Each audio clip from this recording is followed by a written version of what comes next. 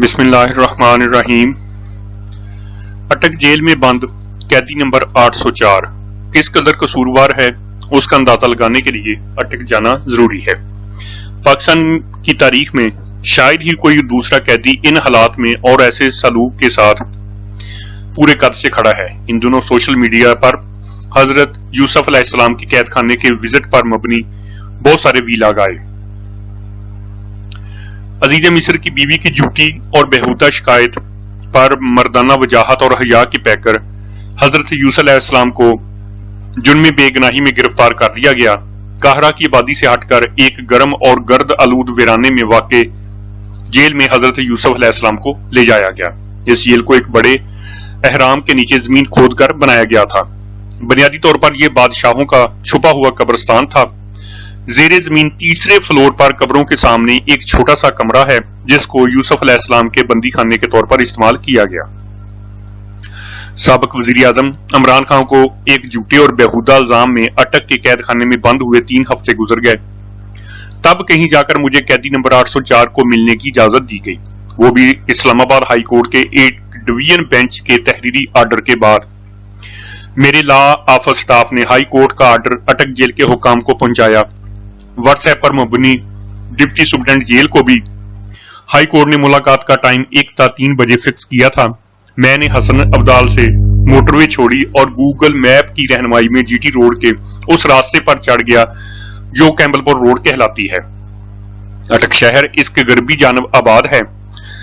سال 1961 میں پنڈی تحصیل کے جس حصے کو کاٹ کر ہمارے نئے دارالخلافہ اسلام آباد کا نام ملا وہ اسی کیمبل پور کا حصہ ہوا کرتا تھا۔ پھر کیمبل پور کے ساتھ وہی ہوا جو لائل پور کے ساتھ ہوا تھا، کیمبل پور اٹک ہو گیا اور لائل پور فیصل آباد۔ دوسری جانب جو ہی اسلام آباد ہائی کورٹ کے ڈی بی نے قیدی نمبر 804 سے ملاقات کی اجازت دی، اٹک سے مختلف ٹی وی چینلز اور پریس کلب کے نمائندوں کے فون آنا شروع ہو گئے کہ آپ کب اٹک پہنچ رہے ہیں۔ اٹک کے درجن بھر بیرونی دیہات سے گزرنے کے بعد ایک چھوٹا سا بازار نظر آیا جس کے بائیں طرف ایک دکاندار نے پاکستان تحریک انصاف کا بڑے سائز کا پرچم لہرا رکھا تھا۔ جہاں کچھ لوگ ہماری گاڑیوں کو رکنے کا اشارہ کر رہے تھے، ہم آہستہ ہوئے۔ انہوں نے پرجوش انداز میں وکٹری کا نشان بنایا اور 2 موٹر سائیکل جن پہ پرعزم نوجوان بیٹھے تھے گاڑیوں کے آگے لگ گئے۔ اٹک جیل سال 1905 میں ریت کے ٹیلوں کے درمیان ایک بہت بڑا ایریا پر ہماری زمین پہ قابض غاصب فرنگی نے تعمیر کی تھی، جہاں لمبی غلامی سے حقیقی آزادی مانگنے والے وطن کے بیٹوں کو قید تنہائی میں رکھا جاتا۔ جیل کے تقریباً 1 کلومیٹر باہر اٹک کے صحافیوں کا گروپ کھڑا پایا۔ صحافیوں سے چند 100 گز آگے پولیس اور سفید پوشوں کا ایک بے ہنگم ناکہ لگا تھا جس کو دیکھ کر کسی چوکی کا گمان گزرا۔ یہاں ہمیں روک دیا گیا، پھر ابھی آپ کو اندر بھجواتے ہیں والا صبر آزما مرحلہ شروع ہوا۔ اس دوران پہلے ایس ایچ او آیا، پھر ڈی ایس پی، پھر گاڑیاں، موٹر سائیکل اور ڈالے آنا شروع ہو گئے۔ تقریباً 50 منٹ کے بعد بتایا گیا کہ مجھے پولیس کی گاڑی میں بیٹھ کر جیل کے اندر جانا ہوگا۔ میرے ساتھ نہ کوئی اہلکار جائے گا، نہ منشی، نہ سیکورٹی گارڈ اور نہ ہی ڈرائیور۔ لڑکوں نے 10-15 منٹ مذاکرات کیے جس کے بعد مجھے ڈرائیور سمیت قیدی نمبر 804 کو ملنے کے لیے اٹک جیل کے گیٹ نمبر 2 پر پہنچایا گیا۔ گیٹ نمبر 2 تک پہنچنے سے پہلے بولبلیوں سے گزر کر 2 عدد گیٹ اور بھی کراس کروائے گئے۔ تیسرے پر اسسٹنٹ سپرنٹنڈنٹ جیل اور سٹاف نے مجھے ایک چھوٹے کمرے میں جا بٹھایا جو زیادہ سے زیادہ 10 فٹ چوڑا اور 12 فٹ لمبا تھا۔ درمیان میں میز کرسی رکھی تھی جس کے 2 طرف آمنے سامنے فاصلے پر 2 کرسیاں تھیں۔ میں نے جیل سٹاف سے پوچھا، قیدی نمبر 804 کون سے پہرا نمبر میں بند ہے؟ پہرا جیل کی زبان میں بلاک کو کہا جاتا ہے۔ بتایا گیا قیدی نمبر 804 نئے بلاک میں ہیں جو نیا تعمیر ہوا ہے۔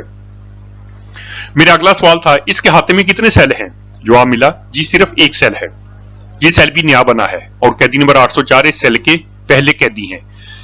اس دوران میں زمانہ طالب علمی 1974 سے 1997 کے زمانہ وکالت تک اپنی جیل یاترا کی یادداشتیں تازہ کر کے فرینڈلی ماحول میں ٹھہرے سوال پوچھتا چلا گیا۔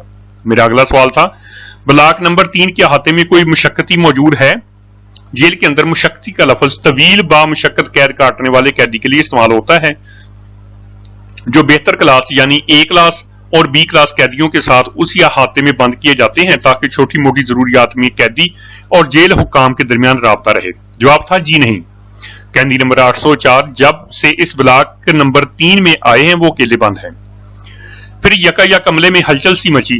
मुझे बताया कि इमरान खान आपसे मिलने के लिए पहुंच गए हैं। ये सुनकर मैं कुर्सी से उठा और मेरे सामने अज़म और हौसले की चट्टान आ गई।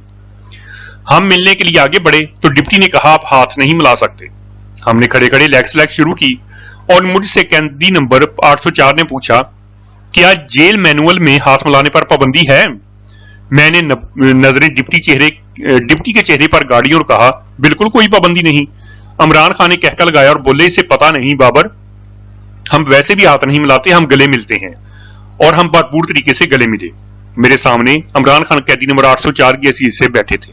शताबी लहजा, अकाबी आंखें, गुलाबी चेहरे पर हल्की खशखशी दाढ़ी जिसका कोई बाल सफेद नहीं था, वर्जिश वाले जागर्स, ट्रैक सूट पहने कैदी नंबर 804 से मुलाकात यूं ही शुरू हुई। शुक्र है बाबर, लंबे अरसे बाद फुर्सत मिली जिसमें बड़ी अच्छी किताबें पढ़ रहा हूं। कुरान पाक अंग्रेजी तर्जमे के साथ तकरीबन मुकम्मल हो गया है। फिर कुछ जाती और सियासी सवालों जवाब चल पड़े। कैदी नंबर 804 ने कहा, मेरी तरफ से जाकर लोगों को बताना मैं मर सकता हूं लेकिन 25 करोड़ लोगों की हकीकी आजादी से पीछे नहीं हटूंगा। लोगों को यह भी बताना कि हकीकी आजादी आईनी जमहूरियत के बगैर नहीं मिल सकती। आइन के सब नीचे रूल हैं। रूल ऑफ लॉ के बगैर तरक्की ख्वाब है, शराब है, बल्कि धोखा है। कैदी नंबर 804 से मिलकर बाहर निकला तो नवाज शरीफ की तरह ना कोई एम्बुलेंस खड़ी थी, ना घर से खानों के देगचे आते देखे। ढलते सूरज में ना इमरान खान की उम्र ढलती नजर आई, ना ही इस्तकामत। गुरूबे आफताब को दाएं हाथ छोड़कर मोटरवे से गोलड़ा की तरफ मुड़े तो हजरत यूसुफ अलैहिस्सलाम की कैद फिर याद आ गई। आपको कैद तन्हाई में डाला गया। जब रहाई मिली तो सीधे सीधे मिस्र की कुर्सी तक जा पहुंचे। अटक के साहबियों ने पूछा था, कैदी नंबर 804 के पास कोई सहूलत है? जवाब आया, इस नाम की कोई चिड़िया ब्लॉक नंबर 3 में पर नहीं मार सकती। गोलड़ा मोड़ पे पीर नसीरुद्दीन नसीर के अल्फाज ज़हनो कलब में गूंजे, खूने हसैन की कसम यही है अर्ज़े करबला, लाखों यजीद हैं यहां कलमा हक उठा के देख।